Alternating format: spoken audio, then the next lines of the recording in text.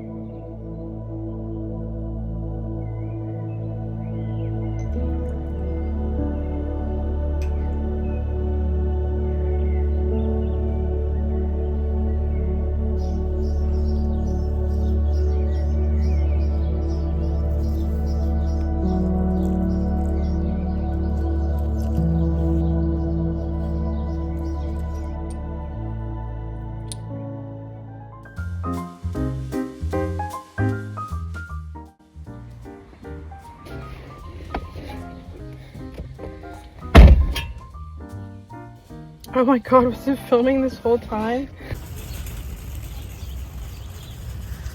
Could there be any more flowers? I mean, there are a lot. It's crazy. This might be the biggest Home Depot garden center I've ever seen. I'm not kidding. Alright, we have 5 bags of raised garden bed soil. And now we're gonna look for our vegetables and our flowers. Guys, I am overwhelmed. Thriving, loving it, but there's too much to choose from. Having selection paralysis. These are so cute. I've been loving watering our plants. Serrano hot peppers, yellow cherry tomatoes, jalapeno, and 2 sweet basils. Mm-hmm. I'm so excited. Me too.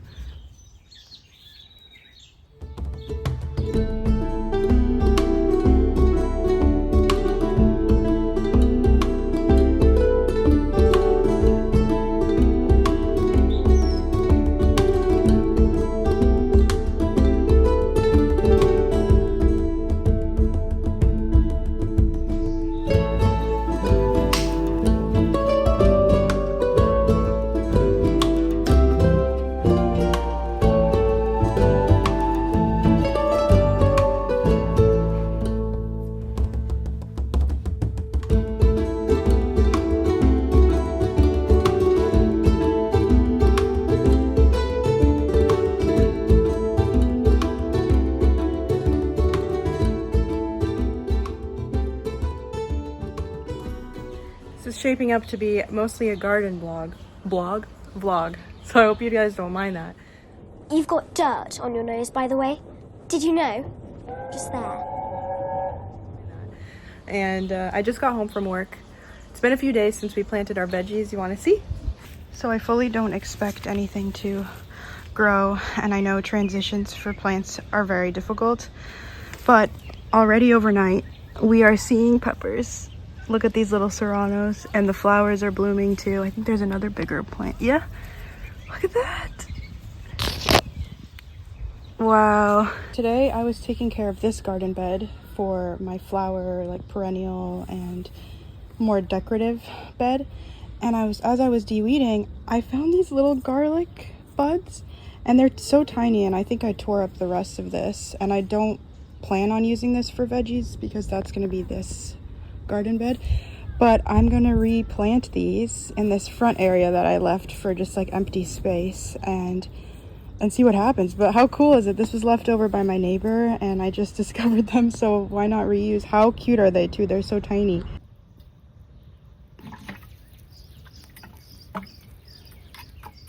The jalapeno looks bigger to me, and the tomato's doing okay. Sweet basil looks like the transfer irritated a few of the leaves, but it's okay. And now the garlic is in there too, which is cool. This area is ugly and I need to take care of it. But in the meantime, why not feed the mint a little bit? Roses are doing really well. And our hydrangeas are gonna start blooming any day now. You can already kind of see the beginnings. Hello, my loves. I am about to do something very exciting. I'm about to do an interview with my dear friend Melina for her podcast, Mythic Mel of Awakening Airwaves. I will give you guys more information about it in the description and let you know when it's out.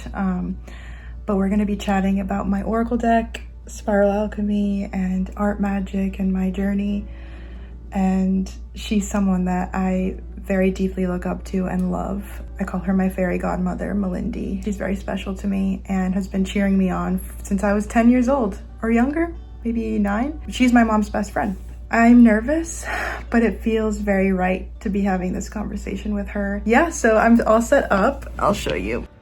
I am drinking some ginger kombucha. I have my deck here. It's the new moon in Gemini tonight. It just worked out that way. Wish me luck. I also pulled a card for myself from my deck for before our conversation. And the first card I pulled was No Time, which is a card in my deck about anxiety, fear of regret, and missing out, feeling like you missed the train and you're too late to start. No Time is about accepting that there are things you can't change about the past and things you cannot know about the future. But what you can do is be present in the here and now and take opportunities as they come. Apply disciplined action in small ways to get the goal, to achieve the goal, to get the life you want. And I keep getting these cards that are showing me places I was in previously and the outcome of doing the thing that needed to be done. And No Time is coming up, I think, because I'm putting myself in a situation that I will be thankful for later. That normally would have been something I would have been like, tried to push aside or found excuses not to do, because it's scary to put yourself out there for other people to see outside of your own control. And it makes me nervous, but it's also the kind of thing that pushes me in ways that I need to grow. And I wonder if you guys ever feel that way about certain things that come up in your life. Like, it's very easy to almost set them aside, but they might be the things that change your life for the better. It just feels so right that on this new moon in Gemini, a sign of communication and education and knowledge, that I am using my voice today to hopefully spread truth and compassion about rediscovering yourself and finding your power and your strength. It's just like all these things are coming together in really beautiful ways, and it's not lost on me the divine timing of it all. Hi guys, welcome to my kitchen.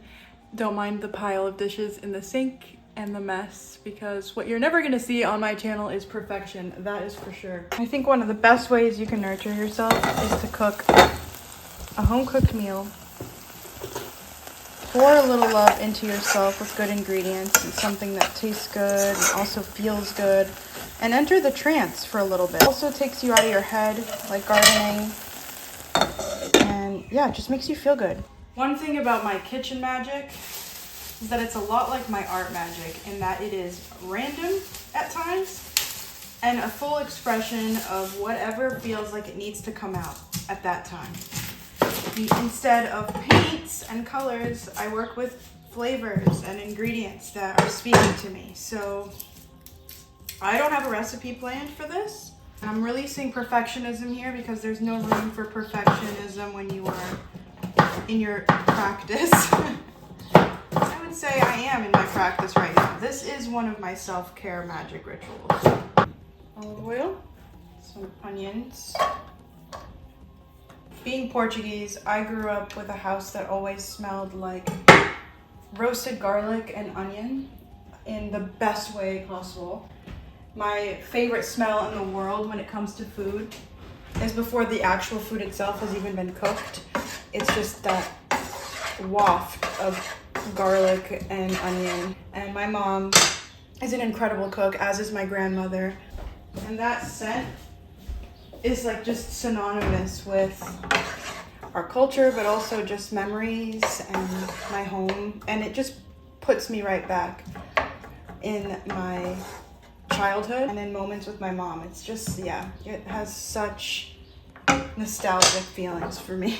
So this is shell on shrimp, which I like because when it absorbs the sauce, I like sucking on the shell and getting all that flavor out. I am a chaotic kitchen witch, let's just put it that way. A volcano erupts around me and I create mess everywhere.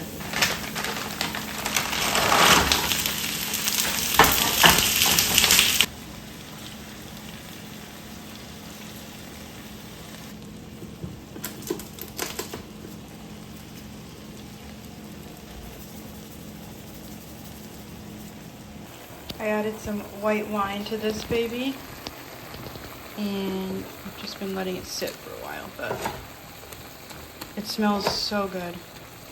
This meal calls for some fresh basil. Just so happen to have some.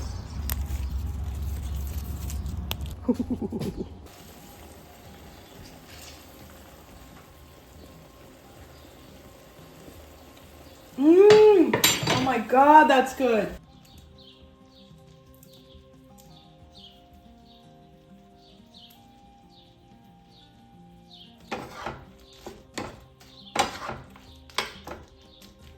Oh, you know what? This calls for a little feta. A little feta cheese. I have I don't think I have any left, basically. That'll do. Hey. Some feta is better than no feta.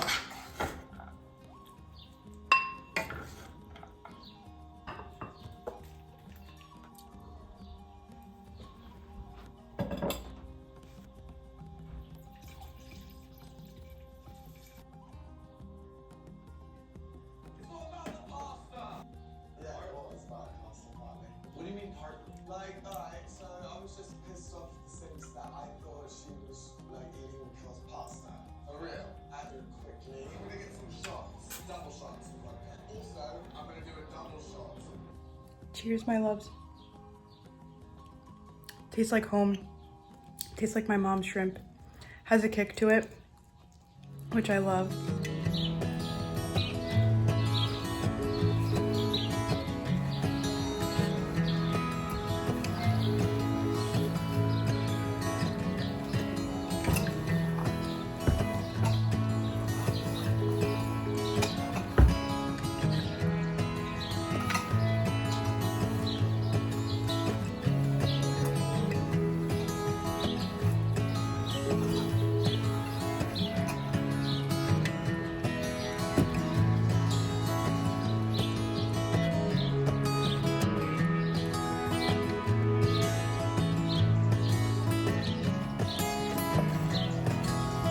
Another baby garlic.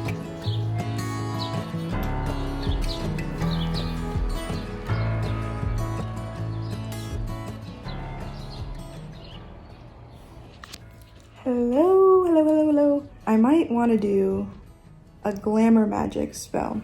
Now I struggle with this because Glamour Magic can feel, let me be careful how I put this, trivial and shallow at times, or like vanity. But as someone who struggles so much with self-love, and I have a very self-critical eye, it gets really bad around my period, and my period's about to start, because that's when I feel the least like myself and the most like a goblin, if you will. And it is always nice to pour back into your own cup because it makes you a more compassionate person. And I do think that any time we can take for ourselves is beautiful and sacred. So I might do a spell later with a mirror, lighting some candles, and with my red roses. I do believe, as you know, that you have to blend the practical with the magical, but that we can really transform our outer world with our inner world, and the way that we energetically think about things, and the ways that we speak to ourselves. And I want to integrate that into the practical steps I'm taking. Does that make sense? Kind of both. And it's also just fun to do and spend time at my altar. Always makes me feel better. So I have to say, this little ritual I did for myself ended up being so potent and powerful. Looking at myself in a mirror, it's very trippy. It brings up a lot of heaviness if you have a critical eye. But what I found is that I actually started to change that perspective through repetition of pouring kindness into myself. And then I also, not shown here, looked at a picture of my childhood self, and I got really emotional. I had a picture of 10-year-old me, and I was looking at her and then looking at me now and telling little me all the things that adult me needs to hear. It was really beautiful. I used a white candle for spirit protection and for tapping into the magic from the other side, and then a pink candle for self-love, obviously the mirror, and I used the full moon water. It was so potent already with the magic I poured into that ritual that I put it on myself and just repeated these loving affirmations and the specific things that I wanted to feel, because it's really an internal change of perception. I took a cord and I cut it at the end to cut out all this negativity that I was spewing to myself, and I felt a giant release come over me when this was done. After this has happened, I've been feeling so much lighter. It was really, really beautiful, and I highly recommend finding a version of this for yourself. I worked with red roses in this ritual too. My roses, the ones that I used in the living room, one little one grew up on its own, very tall above the others, which looks a lot like the tattoo I have as a reminder of where I come from, my connection with my mom and my ancestors, my grandmother. And then I saw the same red rose in an Uber on a day when I really needed a reminder that things were going to be okay. The summer solstice is a bittersweet time for me. If you guys didn't know, last year one of my best friends passed away on the 22nd of June, and this year that weekend was really a time for me and Rich to remember her and also be outside and take things slow and be with family in our own way. And we got lots of little signs that she was with us, and we did something that we did with her one year on my birthday, which is we went to one of my favorite amusement parks and had a really good inner child celebratory day, which I filmed for you guys, and that'll be my next video. But for now, I hope that you guys had a beautiful summer solstice and are finding magic in your days and in your life, in the small rituals you do. Know that I love you guys so much, appreciate every single one of you, and I will see you next time. Bye.